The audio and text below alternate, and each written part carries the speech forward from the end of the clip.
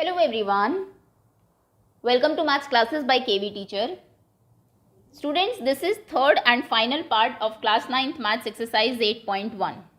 इस एक्सरसाइज के स्टार्टिंग के 9 क्वेश्चंस हम लोग प्रीवियस 2 पार्ट्स में कवर कर चुके हैं. 3 क्वेश्चंस वर रिमेनिंग, 3 क्वेश्चंस बचे हुए थे जिनको कि we will cover in this video. तो चलिए स्टार्ट करते हैं. Question number 10 is ABCD is a parallelogram. ABCD ये एक पैरेललोग्राम है and AP and CQ are perpendiculars from vertices A and C on diagonal BD. इसका एक डायगनल है BD, उसके ऊपर 2 perpendiculars हैं, एक A वर्टेक्स से AP और दूसरा C से CQ. ओके, आपको प्रूव करना है दैट ट्रायंगल APB, APB बोले तो ये वाला ट्रायंगल APB, ये ट्रायंगल कॉन्ग्रुएंट है CQD के. Q एंड D इस ट्रायंगल के कॉन्ग्रुएंट आपको प्रूव करना है. देखते हैं 3 कौन कौन सी चीज़ें आपको मिलेंगी. सबसे पहले तो CQD में Q एंगल 90 है, APB में P एंगल 90 है. उसके बाद APB की साइड AB, रेड जो ट्रायंगल है आपका उसकी साइड CD के बराबर है, क्योंकि ABCD एक पैरेललोग्राम था और पैरेललोग्राम की ऑपोजिट साइड्स इक्वल होती है. अब तीसरी चीज़ क्या है, या तो एक और एंगल हो आपके पास या फिर एक और साइड आपको मिले. यहाँ पर 2 एंगल्स इक्वल है. देखिए ये वाला एंगल, रेड ट्रायंगल का ये एंगल ब्लैक ट्रायंगल के इस एंगल के इक्वल है. क्यों? क्योंकि ये ऑल्टरनेट एंगल्स है. ये देखिए Z बन रहा है ना, यहाँ पर आपकी लाइन AB पैरेलल है CD के. ये लाइन अगर इसके पैरेलल है और ये आप ट्रांसवर्सल ले तो ये ऑल्टरनेट एंगल्स बनेंगे. This angle equals to this angle. So 2 angles equal है, ये और एक साइड इक्वल है. तो बाई AAS, क्योंकि बीच वाली साइड नहीं है, ध्यान दीजिएगा, ये 2 एंगल्स ये हैं और ये वाली साइड है. AAS हमारा एक क्राइटेरिया होता है, क्योंकि अगर 2 एंगल इक्वल है तो तीसरा अपने आप ही इक्वल हो जाता है. तो AAS से दोनों ट्रायंगल्स कॉन्ग्रुएंट हो गए. उसके बाद उसने कहा प्रूव करिए APCQ के इक्वल है. APCQ के अपने आप ही इक्वल हो जाएगी CPCT से, क्योंकि ये दोनों ट्रायंगल्स कॉन्ग्रुएंट है. तो कॉरस्पॉन्डिंगली जो साइड्स हैं वो भी इक्वल होती है. ओके, चलिए लिखना स्टार्ट करते हैं. अभी आंसर 10 फर्स्ट पार्ट. पहले गिवन लिख लेते हैं, क्या है, फिगर बनाएंगे सबसे पहले. तो आप आंसर में आप लिखेंगे गिवन दिया है हमें that ABCD is a parallelogram and AP perpendicular to BD and CQ perpendicular to BD, दोनों ही परपेंडिकुलर है. टू प्रूव हमें क्या करना है फर्स्ट केस में, that triangle APB is congruent to triangle CQD. चलिए प्रूव करना स्टार्ट करते हैं. आप सबसे पहले इन्हीं 2 ट्रायंगल्स में लेंगे प्रूफ. आप कहेंगे in triangle APB and triangle CQD क्या चीज़ें इक्वल है. सबसे पहले तो ये देखिए, इस ट्रायंगल का एंगल P इस ट्रायंगल के एंगल Q के इक्वल है, दोनों क्योंकि 90 डिग्री है. आप कहेंगे angle P equals to angle Q, P जो है वो Q के इक्वल है, ईच 90 डिग्री, दोनों 90 डिग्रीज हैं. नेक्स्ट AB, ये जो साइड है ये CD के इक्वल है या DC के इक्वल है. AB equals to CD, opposite sides of parallelogram की ऑपोजिट साइड्स हैं. और तीसरी चीज़, ये जो एंगल है आपका, इसका नाम क्या है, इसको आप एंगल D नहीं लिख सकते, क्योंकि देखिए D पर ये एंगल भी बन रहा है, ये और D वैसे ये पूरा एंगल माना जाएगा. तो इसका नाम है CDQ, इक्वल है BAP के. सो आप लिखेंगे no, this angle is equals to this ABP के. सो आप लिखेंगे angle ABP is equals to angle CDQ. Reason being alternate angles, ये ऑल्टरनेट एंगल्स हैं as AB parallel to CD and BD is transversal. So triangle APB is congruent to triangle CQD by angle side. AAS की वजह से दोनों congruent है. अब second part पर आते हैं. सेकेंड केस में हमें प्रूव क्या करना है, to prove that AP equals to CQ. ये हमें प्रूव करना है. प्रूफ पर आते हैं.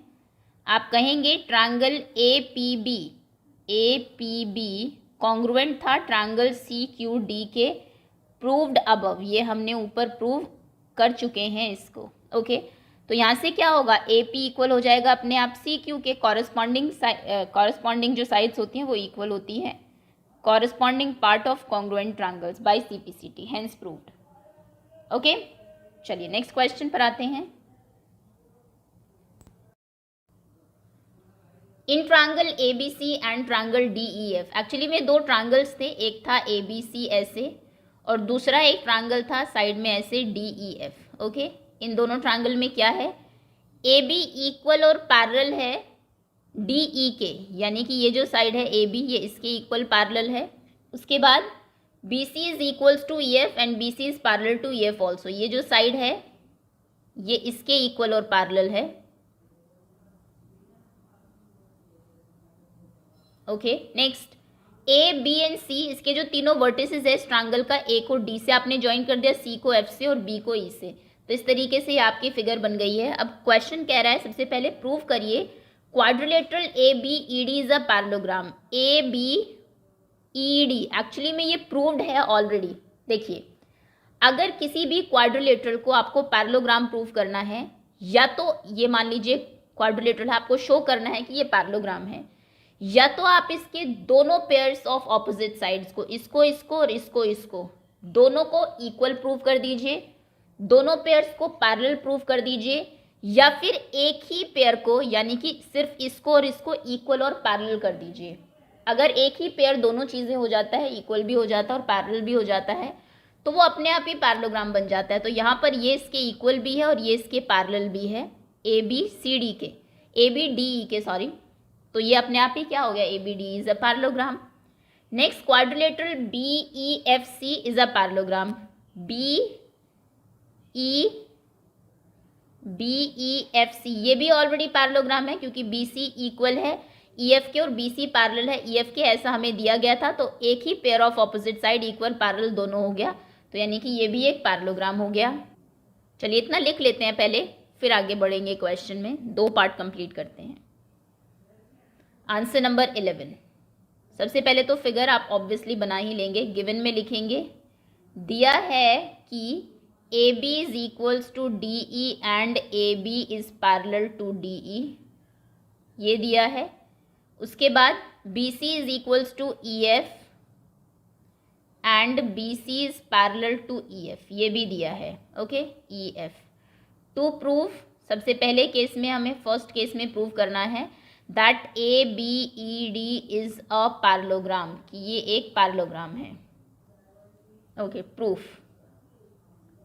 आप कहेंगे इन क्वाड्रिलेटरल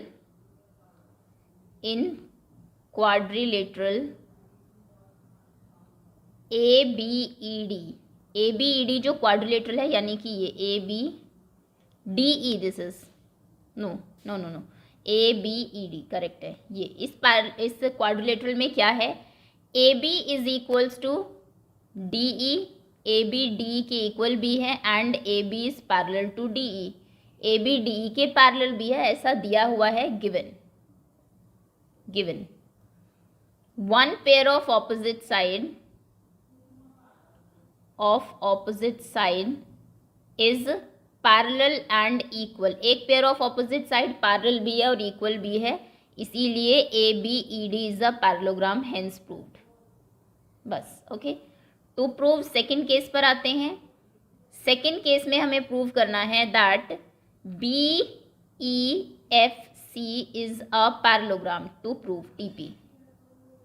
BEFC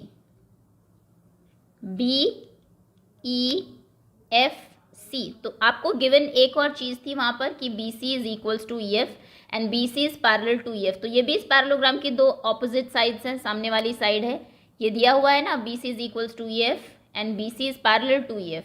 तो वो आप लिखेंगे प्रूफ में कि अगर हम देखें इन क्वाड्रिलेटरल BEFC तो क्या चीज़ें हैं. सबसे पहले BC is equals to EF and BC is parallel to EF. EF के इक्वल भी है वो और पैरेलल भी है. One pair of opposite side is equal and parallel. एक पेयर जो है ऑपोजिट साइड्स का वो इक्वल भी है एंड पैरेलल भी है. सो BEFC is a parallelogram, hence proved. Okay, third case पर आते हैं। तीसरे केस में हमें प्रूव करना है that to prove AD is parallel to CF and AD is equals to CF। AD CF के पैरेलल भी है और AD CF के इक्वल भी है। ओके, देखिए AD यानी कि ये साइड, CF यानी कि इस साइड के पैरेलल और इक्वल करनी है। सबसे पहले आप कहेंगे ये हमारा एक पैरेललोग्राम था, आपने इसको एक पैरेललोग्राम प्रूव किया था, तो यहाँ से AD बराबर और पैरेलल हो जाती है BE के। आप कहेंगे AD इक्वल है BE के एंड AD पैरेलल है BE के। क्यों? क्योंकि ये हमारे जो पैरेललोग्राम है ABED उसके ऑपोजिट साइड्स हैं। उसके बाद सेकंड केस में आपने पैरेललोग्राम प्रूव किया इसको BEFC को, यहाँ से BE किसके पैरेलल और इक्वल हो जाती है? CF के। सो आप कहेंगे now BE is equals to CF and BE is parallel to CF। तो देखिए BE AD के भी इक्वल है, ये जो साइड है ये AD के इक्वल है और ये CF के भी इक्वल है, यानी कि AD और CF आपस में इक्वल हो जाएगी, BE कैंसिल हो जाएगा। So AD is equals to CF and BE AD के भी पैरेलल है और CF के भी पैरेलल है। अगर इस साइड के पैरेलल दो साइड्स हैं तो ये दोनों आपस में भी पैरेलल होती हैं, यानी कि यहाँ से CF जो है वो AD के पैरेलल भी है और इक्वल भी है, हेंस प्रूव्ड। इतना ही आपको प्रूव करना है। तो चलिए आप लिखेंगे कैसे। प्रूफ में आप लिखेंगे ABED is a parallelogram, ABED ये एक पैरेललोग्राम है, proved in case 1 is a parallelogram, bracket में प्रूव्ड इन पार्ट 1 या फिर केस 1। केस 1 में हमने ये प्रूव कर दिया है। अगर ये एक पैरेललोग्राम है तो AD is equals to BE and AD is parallel to BE। AD जो है वो BE के इक्वल भी है और पैरेलल भी है, क्योंकि ये ऑपोजिट साइड्स ऑफ पैरेललोग्राम है। पैरेललोग्राम की ऑपोजिट साइड ये भी है। इसको इक्वेशन 1 नाम देते हैं क्योंकि बाद में हम इसको यूज करेंगे। नाउ दूसरे उस पर आते हैं। Now BEFC is a parallelogram proved in case 2। Case 2 या पार्ट 2 में हमने प्रूव किया है कि BEFC ये भी एक पैरेललोग्राम है। अगर ये पैरेललोग्राम है तो ये साइड इसके इक्वल और पैरेलल दोनों होगी। तो आप कहेंगे now BE is equals to CF and BE is parallel to CF। This is equation number 2। Now from equation 1 and 2, equation 1 और 2 से आपको क्या मिलेगा? यहाँ पर BE AD के भी इक्वल है, BE CF के भी इक्वल है, तो AD और CF इक्वल हो जाएगी फर्स्ट और सेकंड इक्वेशन से, ये आपको मिलेगा। So AD is equals to CF and BE जो है वो AD के भी पैरेलल है, BE CF के भी पैरेलल है, तो AD is parallel to CF, AD is parallel to CF, hence prove. इतना ही आपको प्रूव करना था।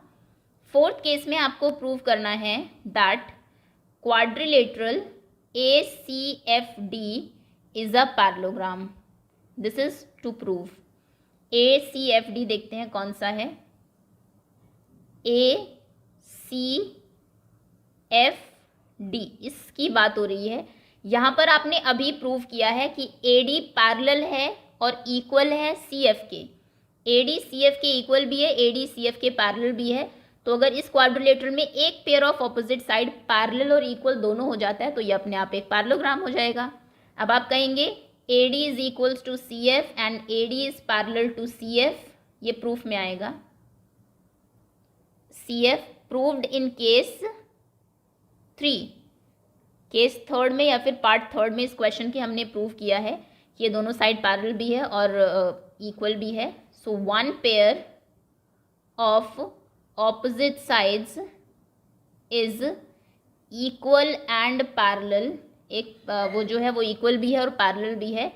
सो ACFD इज अ पैरेललोग्राम, इसलिए ACFD एक पैरेललोग्राम है।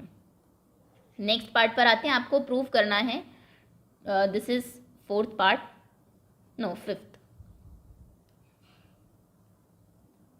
Fifth part that you have to prove AC is equals to DF। AC ये वाली जो साइड है ये DF के इक्वल अपने आप हो जाएगी क्योंकि ये एक पैरेललोग्राम है। अगर ये एक पैरेललोग्राम है तो हमने अभी प्रूव किया है ना ACFD इज अ पैरेललोग्राम, तो अगर ACFD पैरेललोग्राम है AC DF के इक्वल अपने आप ही है क्योंकि वो ऑपोजिट साइड्स हैं, इस पैरेललोग्राम की ऑपोजिट साइड है दोनों। तो आप कहेंगे प्रूफ में ACFD is a parallelogram proved in case 4, so AC is equals to DF opposite sides of parallelogram। ये पैरेललोग्राम की ऑपोजिट साइड्स हैं इसलिए ये इसके इक्वल है, हेंस प्रूव्ड। अब आते हैं 6th पार्ट पर। ये कह रहा है प्रूव करिए to prove that triangle ABC is congruent to triangle DEF। देखिए अब ये बहुत आसान हो गया है, ये जो दो आपके ट्रायंगल्स थे, ये ट्रायंगल और ये ट्रायंगल, ये और ये, इन दोनों को आपको कॉन्ग्रुएंट प्रूव करना है। तो AB इक्वल है DE के, ऐसा आपको दिया था। BC इक्वल है EF के, ये भी आपको दिया हुआ था। इक्वल और पैरेलल दोनों दिए हुए हैं।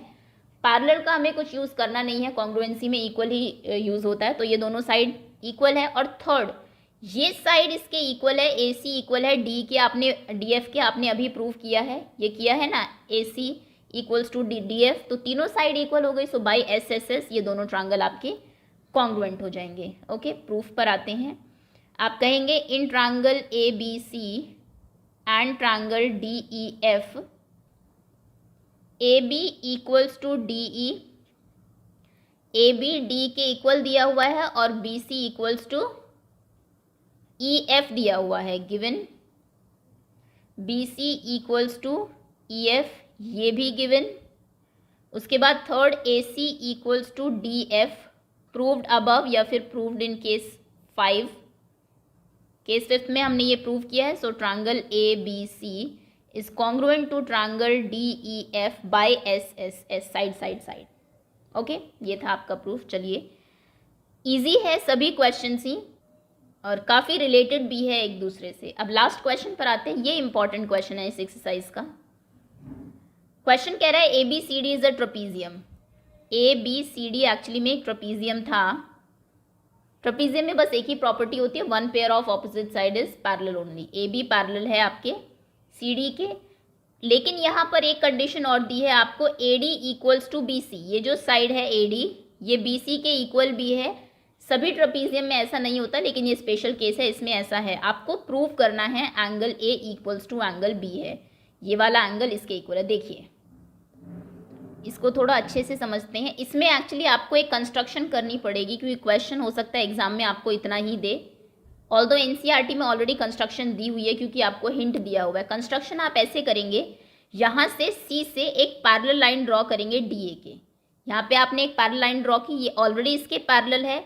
दोनों पेयर ऑफ ऑपोजिट साइड्स अगर पैरेलल हो गई तो यानी कि AECD आपका एक पैरेललोग्राम हो गया है। ओके, AECD एक पैरेललोग्राम है, ABCD एक ट्रपीजियम है। अब देखिए एंगल A और एंगल E, इन दोनों में क्या रिलेशन है? दोनों का सम 180 है ऑब्वियसली। क्यों? क्योंकि पैरेललोग्राम में ऑपोजिट एंगल्स तो इक्वल होते हैं बट एडजेसेंट एंगल्स का सम 180 होता है। ये क्योंकि एडजेसेंट एंगल्स हैं, पड़ोसी एंगल है, तो इनका सम 180 डिग्री होगा। ओके, यानी कि A का sum angle A plus angle E, angle A plus angle E equals to 180 degree है। अब यहाँ पर आइए, एंगल B प्लस ये वाला एंगल, अभी इसको मैं नाम दे देती हूँ, मान लीजिए इसका नाम एंगल X है। सो angle B plus angle X equals to 180 degree. इन दोनों का सम 180 क्यों है? क्योंकि ये लीनियर पेयर है, पड़ोसी एंगल्स हैं दोनों और एक स्ट्रेट लाइन के ऊपर भी है। अब यहाँ से देखिए क्या आपको मिलेगा, B और X का सम 180 है, A और E का सम 180 है। X और E में क्या कोई रिलेशन है? देखिए ध्यान से समझिए, अगर AECD एक पैरेललोग्राम है, अगर ये एक पैरेललोग्राम है तो ऑपोजिट साइड्स इक्वल होंगी, यानी कि AD बराबर होगा EC के। लेकिन AD ऑलरेडी BC के इक्वल है, ऐसा हमें दिया हुआ है। ये दोनों साइड इक्वल है, दिया हुआ था। ये इसके इक्वल है क्योंकि दिया है, ये इसके इक्वल है क्योंकि ऑपोजिट साइड्स इक्वल होती है, तो ये दोनों आपस में इक्वल हो जाएंगे। ये भी इसके इक्वल है, ये भी इसके इक्वल है, तो यानी कि जो आपकी BC साइड है वो इक्वल हो जाएगी EC के। ये वाली साइड इस साइड के इक्वल है, अगर इस ट्रायंगल में ये दोनों साइड इक्वल है तो कौन से एंगल्स इक्वल होंगे? फिर आपके ऑपोजिट एंगल्स इक्वल हो जाएंगे, यानी कि एंगल x जो है वो इक्वल हो जाएगा एंगल E के। ये दोनों एंगल्स आपस में इक्वल है। अभी लिखेंगे तो आप ज़्यादा अच्छे से समझ पाएंगे, थोड़ा बहुत अब भी समझ रहे होंगे। अगर ये दोनों एंगल्स इक्वल है, यहाँ पर a प्लस ई 180 था, b प्लस एक्स 180 था, लेकिन e तो x के इक्वल हो गया, यानी कि a और b भी इक्वल हो जाएंगे। अभी देखिए लिखते हैं, तब और अच्छे से क्लैरिटी हो पाएगी। पहले तो इसमें गिवन, कंस्ट्रक्शन, वो सब चीज़ें आपको लिखनी पड़ेगी। आप कहेंगे गिवन क्या है, हमें दिया क्या है, हमें दिया है, दिस इज आंसर नंबर 12। और ये इंपॉर्टेंट क्वेश्चन है, कई बार एग्जाम में रिपीट हुआ है। आपको दिया है that A B C D is a trapezium, वो लिखने की जरूरत नहीं है, पैरेलल साइड सिर्फ लिख देते हैं। आपको दिया है that A B is parallel to C D, A B C D के पैरेलल है, and A D is equals to B C, A D आपने बी सी के इक्वल बनाई है। ओके, नेक्स्ट, अब आपने इसमें क्योंकि कंस्ट्रक्शन करी है अपनी तरफ से, कंस्ट्रक्शन में आप लिखेंगे, कंस्ट्रक्शन हमने की है ए डी के पैरेलल एक लाइन ड्रॉ की है ई सी, ए डी के पैरेलल एक लाइन ड्रॉ की ई सी, ये वाली साइड इसके पैरेलल हो गई। टू प्रूव हमें क्या करना है, सबसे पहले केस में that angle A equals to angle B, A B के इक्वल है। अब हम आते हैं प्रूफ पर। सबसे पहले तो ए डी सी ई को एक पैरेललोग्राम प्रूव करिए। आप कहेंगे ए बी पैरेलल था, ए बी पैरेलल है सी डी के, ये साइड इसके पैरेलल थी क्योंकि ऐसा हमें दिया था, गिवन है ये। अगर ए बी पैरेलल है तो ए ई भी पैरेलल होगी सी डी के। अगर ये इतनी साइड इस पूरे के पैरेलल है तो ये पूरी भी इस पूरी के पैरेलल होगी। And A D is parallel to C E, A D parallel क्यों है सी के या ई सी के? क्योंकि ये हमने कंस्ट्रक्शन से की है, बाय कंस्ट्रक्शन यही की थी ना कि ये साइड इसके पैरेलल ए डी पैरेलल ड्रॉ की थी इसी के, ये साइड इसके पैरेलल है, ये साइड इसके पैरेलल है। आप कहेंगे both pairs of opposite sides are parallel, दोनों ही जो पेयर ऑफ ऑपोजिट साइड्स हैं वो पैरेलल है। सो ए डी या फिर A E C D is a parallelogram. इतना आपने प्रूव कर दिया। ये बाद में भी यूज होने वाला है, इसलिए सबसे पहले इसको पैरेललोग्राम प्रूव हमने कर दिया है कि ये हमारा पैरेललोग्राम है और ए बी सी डी एक ट्रेपीजियम है। अब देखिए, अब शुरू करेंगे मेन क्वेश्चन हम करना।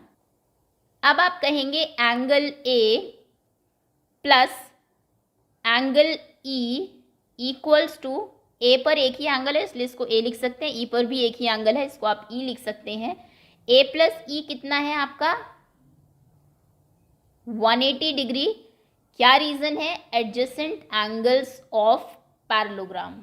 आपने ए ई सी डी को एक पैरेललोग्राम प्रूव किया था, अब हम उसकी कुछ प्रॉपर्टीज यूज कर रहे हैं, ए और ई मिलके 180 बनाएगा क्योंकि ये ऑपोजिट एंगल्स हैं पैरेललोग्राम के। उसके बाद इस एंगल को नाम दे देते हैं कोई, अदरवाइज आप इस वाले एंगल में देखिए, इसको बी नहीं बोल सकते क्योंकि बी पर दो एंगल बन रहे हैं, इसको बी कहा है क्वेश्चन ने, ये ए है ये बी है आपके ट्रेपीजियम का, तो इसको कुछ नाम देना पड़ेगा। इसको अभी हम एंगल एक्स नाम दे देते हैं, या आप अपनी फिगर में लिखेंगे प्रॉपर, क्योंकि एक्स कहीं यूज भी नहीं हुआ इसलिए इसको हमने एक्स नाम दे दिया। अब आप कहेंगे that now angle B plus angle X, B बोले तो ये वाला बी एज पर क्वेश्चन जो बी है, सो बी प्लस एक्स इन दोनों का सम भी 180 है। क्यों? क्योंकि ये लीनियर पेयर्स हैं, लीनियर पेयर, ये दोनों भी 180 है, ये दोनों भी 180 है, यानी कि ये इसके इक्वल है। सो angle A plus angle E equals to angle B plus angle X. A plus B E equal है बी प्लस एक्स के, क्योंकि ये भी 180 है और ये भी 180 है। अब हम एक्स को ई के इक्वल प्रूव करेंगे। अब आप कहेंगे इसको इक्वेशन ही रहने दो, दिस इज इक्वेशन 1, क्योंकि अब हम इसको बाद में यूज करने वाले हैं। अब आप कहेंगे नाउ ए डी इक्वल थी बी सी के, क्योंकि ऐसा हमें दिया था, गिवन है ये कि ये साइड इसके इक्वल है, ये देखिए ये दिया है ना that A D equals to B C. उसके बाद ए डी इक्वल है ई सी के, ये साइड इसके इक्वल क्यों है? क्योंकि ये दोनों ऑपोजिट साइड्स हैं ऑफ पैरेललोग्राम, पैरेललोग्राम की ऑपोजिट साइड की वजह से AD BC के भी इक्वल है, AD EC के भी इक्वल है, तो यानी कि BC इक्वल्स टू EC। ये वाली जो साइड है ये इसके इक्वल हो जाएगी। इन ट्रायंगल BCE, अगर BCE ट्रायंगल में ये दोनों साइड इक्वल है तो इनके ऑपोजिट एंगल्स भी इक्वल होंगे। आप कहेंगे angle X equals to angle E, angles opposite to equal sides,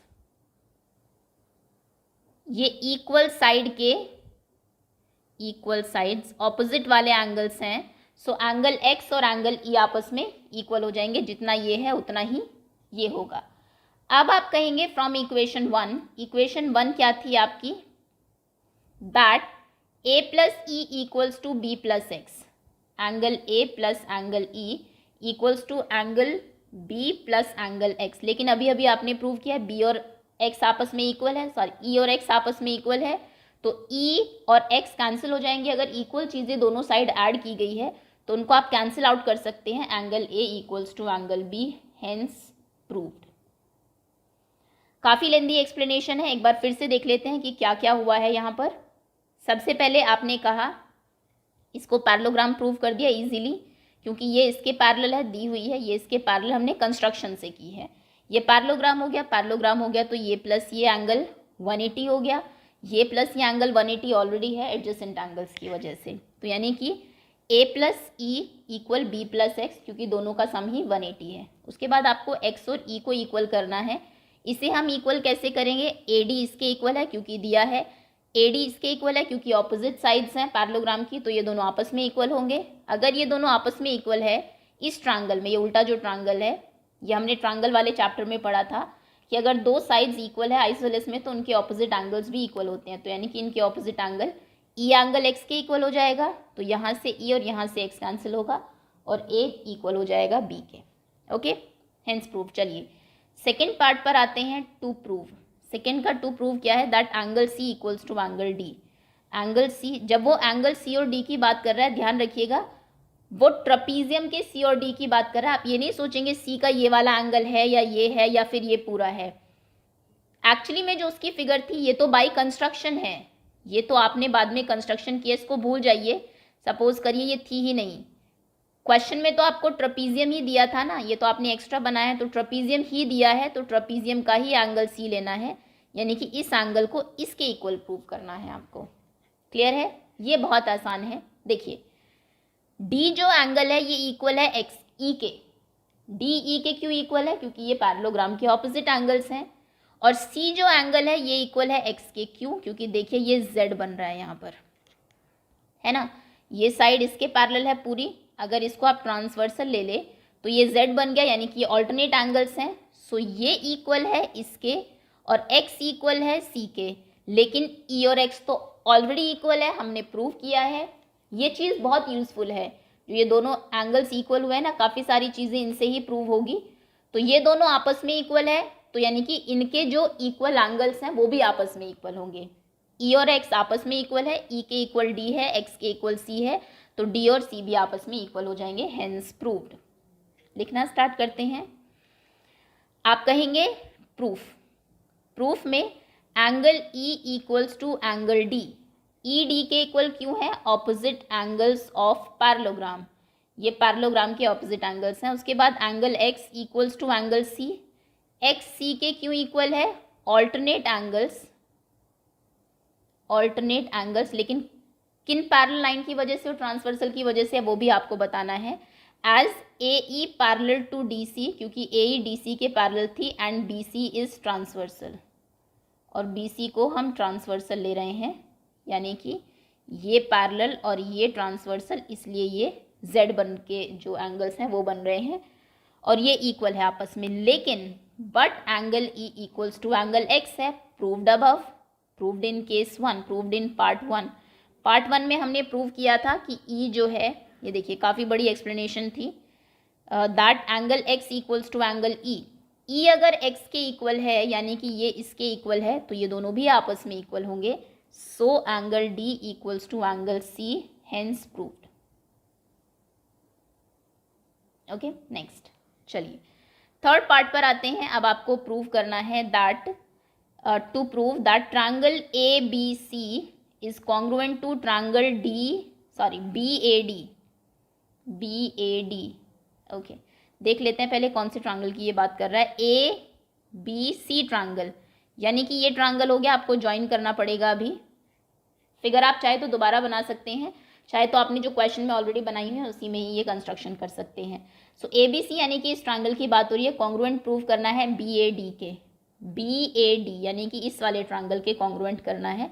black और रेड जो आपको दिख रहे हैं, दोनों में एक साइड तो आपको कॉमन दिख रही है देखते ही। AB जो है वो ब्लैक ट्रायंगल का पार्ट भी है और रेड ट्रायंगल का पार्ट भी है, तो एक साइड इक्वल हुई। उसके बाद ब्लैक की साइड, रेड की साइड AD, ब्लैक की साइड BC के इक्वल है। AD इक्वल्स टू BC आपको दिया हुआ है, दूसरी साइड इक्वल हुई। तीसरा इनमें ये है कि रेड का जो एंगल A है वो ब्लैक वाले ट्रायंगल के एंगल B के इक्वल है। ये हमने पार्ट 1 में प्रूव किया था। तो साइड इक्वल, एक और साइड इक्वल और बीच वाला एंगल, ऐसे दोनों ट्रायंगल आपके कॉन्ग्रुएंट हो जाएंगे। प्रूफ में आते हैं। इन triangle ABC and triangle BAD क्या क्या चीज़ें इक्वल है। सबसे पहले कंस्ट्रक्शन कर लेते हैं। पहले तो कंस्ट्रक्शन में आपको ज्वाइन करना पड़ेगा BD और AC को।